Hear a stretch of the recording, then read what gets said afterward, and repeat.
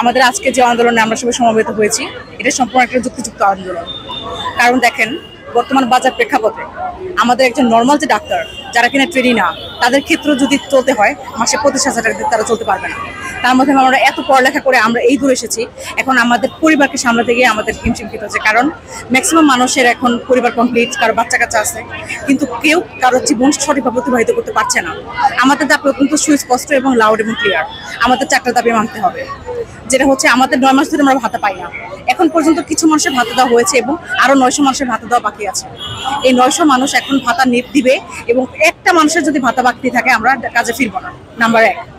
Number 2 হচ্ছে আমাদের আগে থেকে ভাতা দেওয়া হচ্ছে 25,000, আমরা 25,000 থেকে উন্নত করে 50,000 দিতে চাই। কারণ আমরা যে পরিমাণে কষ্ট করে এই পর্যায়ে এসেছি, এই পরিমাণ ভাতা না দিলে আসলে কারো পোষাচ্ছে না। তৃতীয় হচ্ছে ডাক্তারদের সুরক্ষা আইন। দেশে কোনো কিছু হলে ডাক্তারদের উপর এখন দোষ দেওয়া হয়, কিন্তু আমাদের কোনো নিশ্চয়তা নাই। আমি আজকে কোথায় গিয়ে কেউ কি খায় বা কার কি অবস্থা হয় কেউ বলতে পারছে না। সো ডক্টরদের একটা সুরক্ষা আইন অবশ্যই করতে হবে এবং ভবিষ্যতে আমরা যে যখন আমাদের এই বেতন দেওয়ার সময় হবে, আমাদের বেতন নেওয়ার জন্য জানি কোনো রকম কখনো স্ট্রাইকে না যেতে হয়। আমরা বেসরকারি পোস্ট গ্রাজুয়েট ট্রেনিং যারা হচ্ছে বাংলাদেশ মেডিকেল এবং ডেন্টাল কাউন্সিল রেজিস্টার্ড এমবিবিএস ডিগ্রিধারী, এরপরে আমাদের বিসিপিএস থেকে পরীক্ষা হয়, এফসিপিএস পরীক্ষা। সেই পরীক্ষা পাশ করার পর আমরা এই ট্রেনিংয়ে ঢুকি।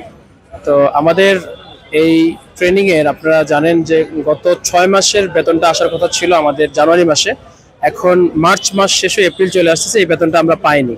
তো আমরা উপযুক্ত যারা সংস্থার কাছে জিজ্ঞেস করেছি ভাতা আসার কেন আসছে না, কিন্তু তারা কোনো সদুত্তর দিতে পারছে না। দিন যতই যাচ্ছে তারা আসলে ঘোরাচ্ছে আমাদেরকে। কিন্তু দেখেন, একজন ডাক্তার, ট্রেনি ডাক্তার, তাকে কিন্তু মাসিক যে 25,000 টাকা ভাতা দেওয়া হচ্ছে, এই ভাতায় এই ঢাকা শহরে একজন মানুষকে জীবন যাপনের জন্য কতটা আসলে এটা মানে যুক্তিযুক্ত। তারপর যদি সেটা টাইমলি পাওয়া না যায়, সেক্ষেত্রে এই ডাক্তারদের আজকে 6 মাস শেষ হয়ে এখন 9 মাস হয়ে গেল, আমরা পাইনি। তো এইটা আমাদের একটা দাবি, যেন আমাদের যে বকেয়া ভাতাটা আমরা পেয়ে যাই। এখানে যারা আছে তারা সবাই হচ্ছে পোস্ট গ্রাজুয়েট ট্রেনি, মানে এমবিবিএস কমপ্লিট করার পরে, ইন্টার্নি কমপ্লিট করার পরেও দেখা গেছে যে পোস্ট গ্রাজুয়েশন করতে হয়। আপনারা যারা সাধারণত চিকিৎসা সেবা নেন, চিকিৎসা সেবার মধ্যে আপনারা সবাই খোঁজ করেন যে বিশেষজ্ঞ চিকিৎসক। এই আমরা এখানে যাকে দেখতেছেন তারা সবাই হচ্ছে বিশেষজ্ঞ চিকিৎসক। এই বিশেষজ্ঞ চিকিৎসকরা একটা সার্টেন পিরিয়ডের মধ্যে দিয়ে যেতে হয়। এদের মধ্যে আছে ডিপ্লোমা এবং এফসিবিএস এবং এমডিএমএস। এর মধ্যে যারা আছে সবাই বিশেষজ্ঞ চিকিৎসক। এই চিকিৎসকদের মধ্যে দেখা গেছে যে এই শিক্ষাবৃত্তি নামে তাদেরকে ন্যূনতম একটা পারিশ্রমিক দেওয়া হয়। এই পারিশ্রমিকটা হঠাৎ করে বন্ধ করে দিচ্ছে। এই বন্ধ করে দেওয়ার পরে এই ছেলে মেয়েগুলার যে চলাফেরার এবং পরিবারের যে চাহিদা, মৌলিক চাহিদা মেটানোর মতো অর্থটা দেওয়া হয় না। তাদেরকে দেওয়া হয় ন্যূনতম পারিশ্রমিক 25,000 টাকা, যা গত নভেম্বর মাস থেকে ওটাও বন্ধ করে দিচ্ছে। তাহলে এই ছেলে মেয়েগুলো এখন রাস্তা নামবে না, তো কি করবে? আমরা প্রতিবারই হচ্ছে গত বছর আমরা এইভাবে আমরা শহীদ মিনারে জড়ো হয়েছিলাম, কিন্তু আমাদের দাবি দেওয়া আমাদেরকে আশ্বাস দেওয়া হয়েছিল, বাট এই আশ্বাস আমাদেরকে এখনো পর্যন্ত কেউ পূরণ করেনি।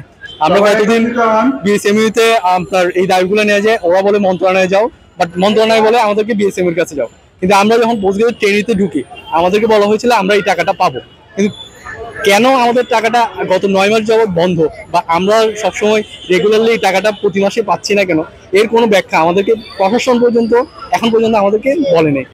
সংবাদ, ফিচার ও অনুষ্ঠানের জন্য ভিজিট করুন সংবাদ প্রকাশের ওয়েবসাইট এবং যুক্ত থাকুন ফেসবুক পেজ ও ইউটিউব চ্যানেলের সঙ্গে।